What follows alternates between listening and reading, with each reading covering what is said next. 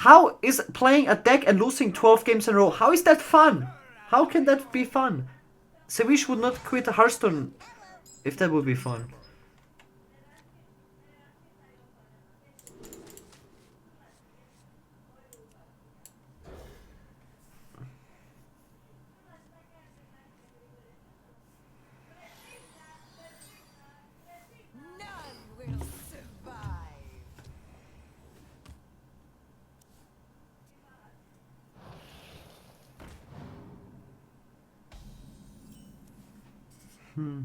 Hunter? Can Hunter be fun?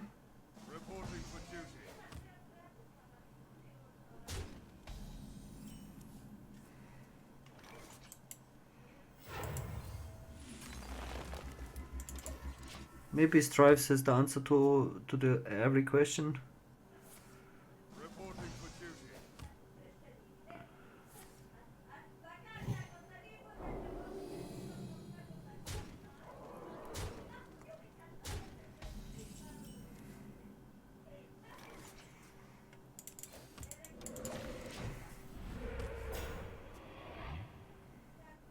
Strives.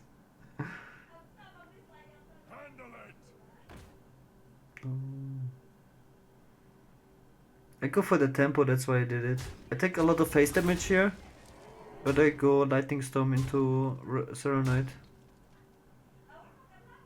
I wish there was like a season reset so I can at least get Legend again.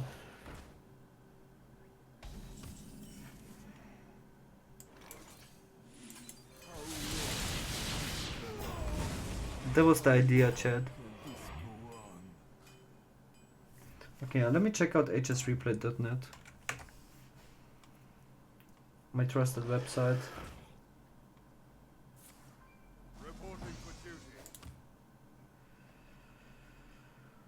Clone Priest. What the hell is Clone Priest?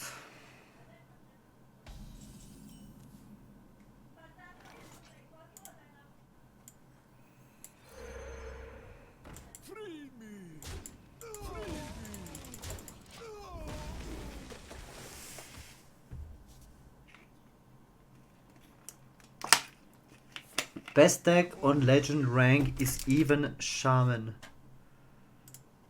Why?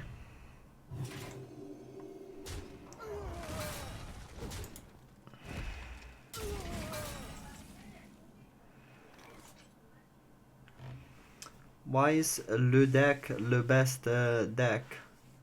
I put myself in a really awkward position here.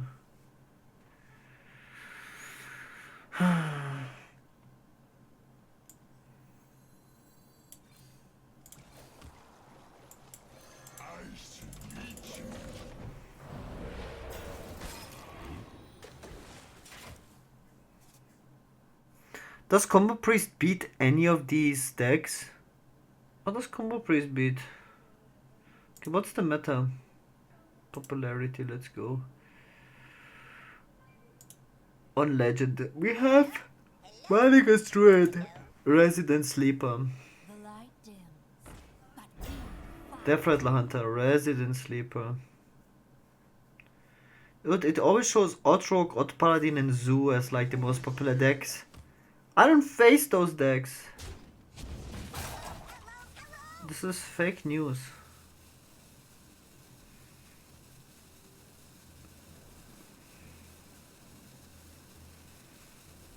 The game is... oh my god.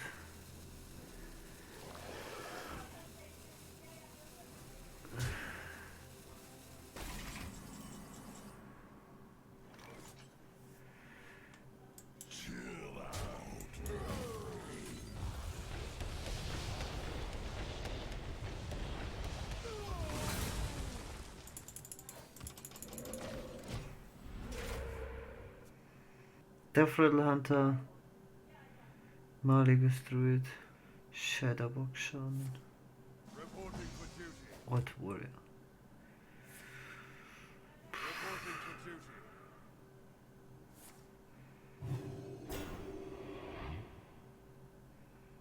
None of these decks are fun to play or fun to play against. None of them. I look at the top 10 decks, Not a single deck. Shudderwock Shaman is the most fun deck to play. And it's not a great deck to play. It's so dumb. Especially playing against it is so monka-esque. Playing Shaman in general is not really fun, because Shaman hero power is also so RNG.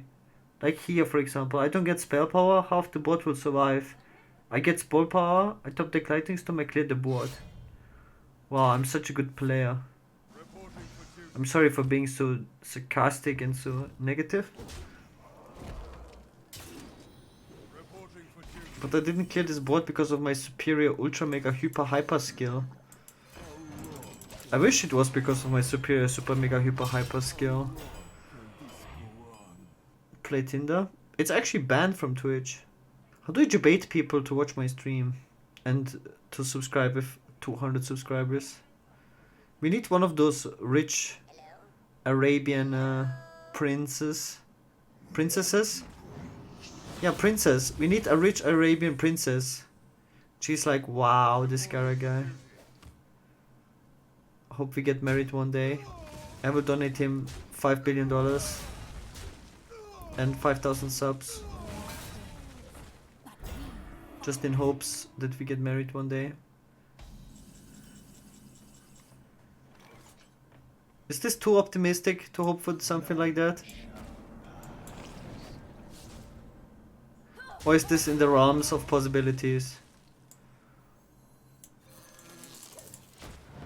Nigerian prince? Just have to win one artifact tournament? Yeah, I'm not worried about when artifact comes out. I'm more worried about now. Like, right now. Dude. Let's assume you live only 70 years. That's pretty pessimistic. Due to exponential increases in information technology, practically everyone in the stream will live forever. Pretty much, yeah.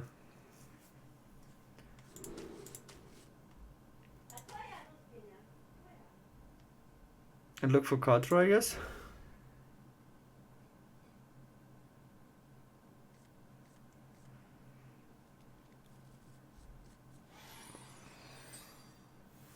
None will survive. Do I make bang from Twitch ads? I make enough for living. More or less. On this Friday, I have another appointment with my accountant. Then we will see. Hope I don't have to end up working in the McDonald's. It's so funny that in Germany you have to tax like crypto. Like you have to tax like every transaction in crypto, and crypto is doing so bad. So bad. It's like, yeah, cool story, taxes. You can't take more than... You can't take more from... You can't take anything from zero. And my poker account is banned right now? Come on. Hearthstone is in shambles? Come on.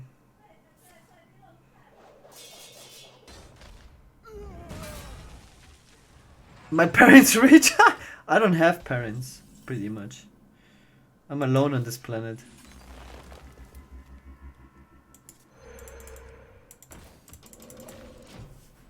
Parents rich, omega lul. I didn't get a cent from my family in my entire life. And I'm not counting food.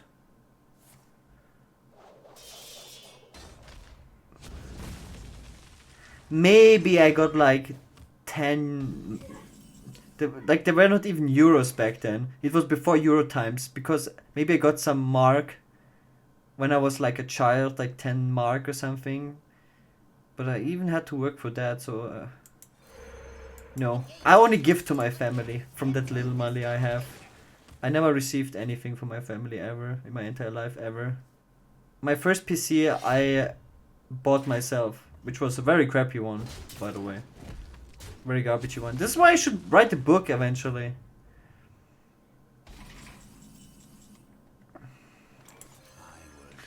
Fun fact, like, first of all, I was more famous in WoW, like I said a couple times. I was more famous in WoW than I was in Hearthstone. But you didn't know me, or like people like don't remember me as well. Like people knew me from the servers and stuff, right? And from in-game and like all poggers and from other people's videos and stuff. But not so much from me because I could only play from the internet cafe because I didn't own an own PC, dude. I became the best shaman in the world without owning a PC. I didn't have a flipping PC, dude. I only played from internet cafe. From the money I saved up from just working myself, I had to go to secretly to the internet cafe and play, and I became still the best shaman in the world, which is quite unbelievable. But yeah, that's how it happened. And I became a Hearthstone pro as soon as I managed to pay for my own room when I was studying, which was the cheapest room ever. And I bought my own first PC, which was the cheapest PC ever. That is barely, absolute bare minimum amount to stream. And I became a pro instantly. After 2 months.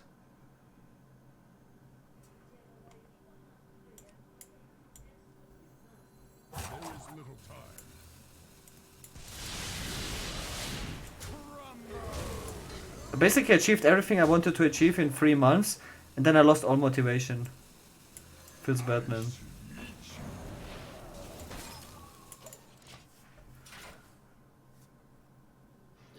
The most important thing in life is having a purpose and a goal.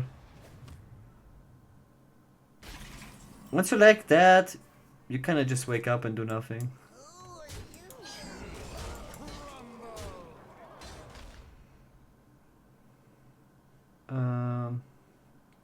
But I got motivation again because I'll just go for like trying to be best artifact player in the world. My goals are like to be the best red-green player. Because like best player is always like a little bit subjective. If I don't go for that or try to achieve that, like I don't have motivation. I can't just play casually. I can't. So that gives me motivation again. Or just, yeah.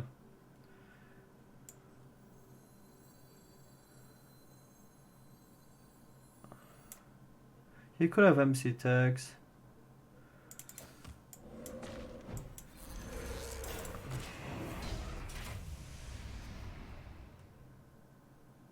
How hard is it to make a living on online poker? I don't know.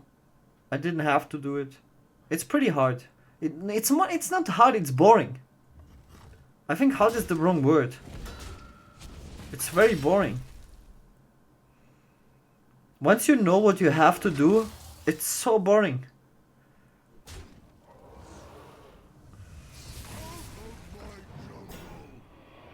It's like farming money.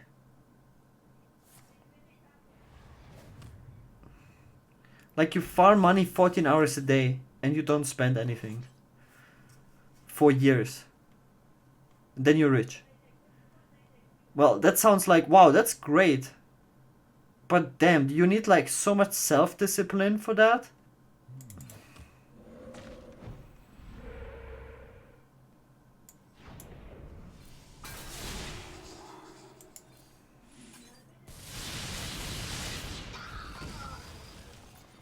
You only play the nuts? It's not that simple. Poker is very complex. You have to understand that you can lose with every hand in poker at any time. Always. So basically, and in poker, it takes a long time, actual real life time, till you get a good hand. Doesn't necessarily, you can high roll, just get good hands, right? But on average, you don't get a good hand often. Also, a good hand is very relative, because it depends on what you play. Because there's many different poker formats. You can play sit and go tournaments, you can play actual tournaments, you can play Omaha, you can play cash games, you can play low stakes cash games, you can play high stakes cash games, you can play online poker, real life poker. There's so many versions of playing poker and you play all of them differently. And then you like you can be on 6-player tables, you can be on 4-player tables, 9-player tables, and you play all of them differently. And then positioning matters. like what kind of format you're playing matters. Are you playing with chips? Are you playing with real life money? How high are the stakes? How high is your bankroll? How high is like what are the blinds? Like what is the format you're playing? All of this is matters, and you play everything differently. So, and also what I say with relative, good hand is relative. The less big blinds you have, like let's say you have a stack, you have like 14 big blinds left because you play, let's say, a poker tournament. Like I said, everything is different relative in poker. So let's say you have less than 16 big blinds, then a wider range of hands becomes a good hand. The less big blinds you have left, the more hands you play. That's why I'm saying it's relevant. It's relative. So you can't say you only play the nut hand because it changes all the time according to what you play, with who you play, which position you are in, and how much money you have available in the current game format. If that makes sense. None shall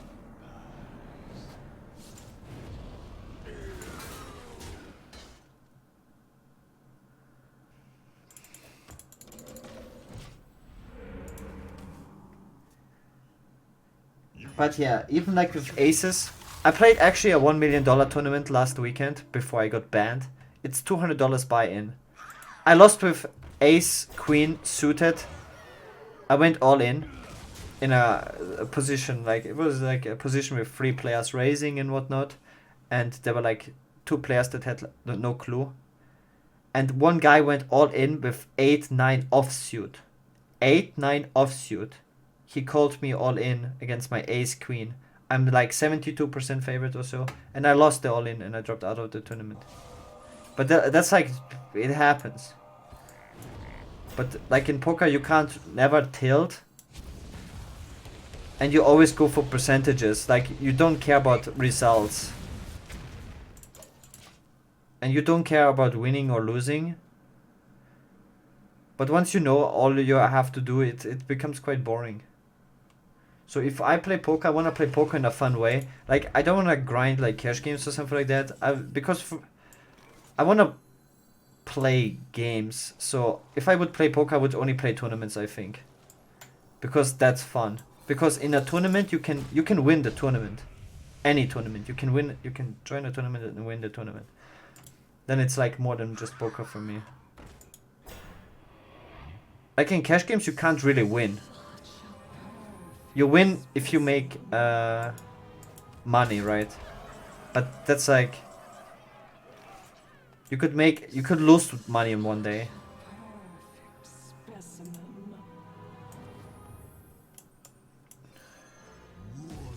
I should have attacked. I'm already autopiloting.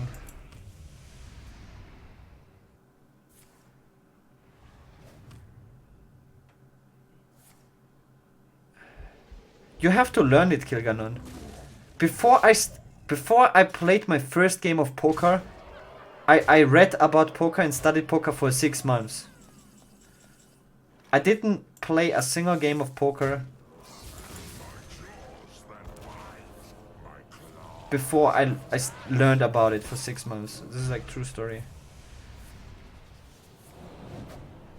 That's good, the Black Knight is OP. You probably don't have to do it so long, but you want to win, right? Are you serious? Oh, I could lose now, right? It's unlikely, but 11, 8 damage from hand. Gromage in an odd Baku warrior. Did he play some RNG codes?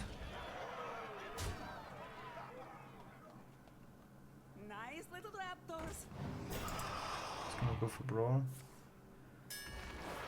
Magnetic win for 8 damage. Which card would kill me? Yeah, poker is not simple. But I think it gets simple when you learn all of it. Like once you know once you studied it, once you understand it, then it probably becomes like, and you always learn. Like you have to be very open-minded. Once you have like a wrong understanding, once you like, it's kind of like with fitness and working out. You could work out wrong. You always need to have an open mind. Like you could do, let's say, an exercise wrong. For example, a good workout example in my own life. For example, I was doing squats and I didn't go all the way down. I could have went down like 4 or 5 centimeters more. But 4 and 5 centimeters is so hard on for your quads that you have to go down like so much in weight. But then I learned like it's correct to do it like that, so I do it. No hard feelings. I did it wrong, now I do it right. Doesn't matter how long you did it wrong. Just change, like adopt on the fly, on the spot. And it's the same with poker. If you think you do something, like if you do something for a long time and it's wrong, and then you read about or learn about something that is new, that is correct, and you did it wrong, just adopt immediately. And I think poker is like an ongoing process. You always learn. Like people that play professionally poker for like 30, 40 years, they still learn every day.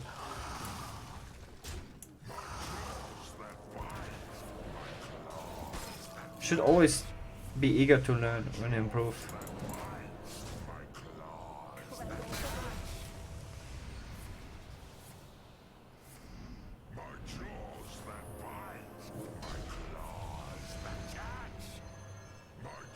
Yeah, that's why I'm saying, like, you can't be like, okay, I read about poker now for 2 months every day, and now I mastered the game of poker. But that's like with everything, right? Like in Hearthstone as well. You don't say, okay, I learned Hearthstone. Now I'm able to play a perfect Hearthstone. You never reach that point. Maybe one deck. Like I can say I know how to play Shudderwock Shaman in every matchup. Because I played it so much. But I can't say like, oh, I finished Hearthstone.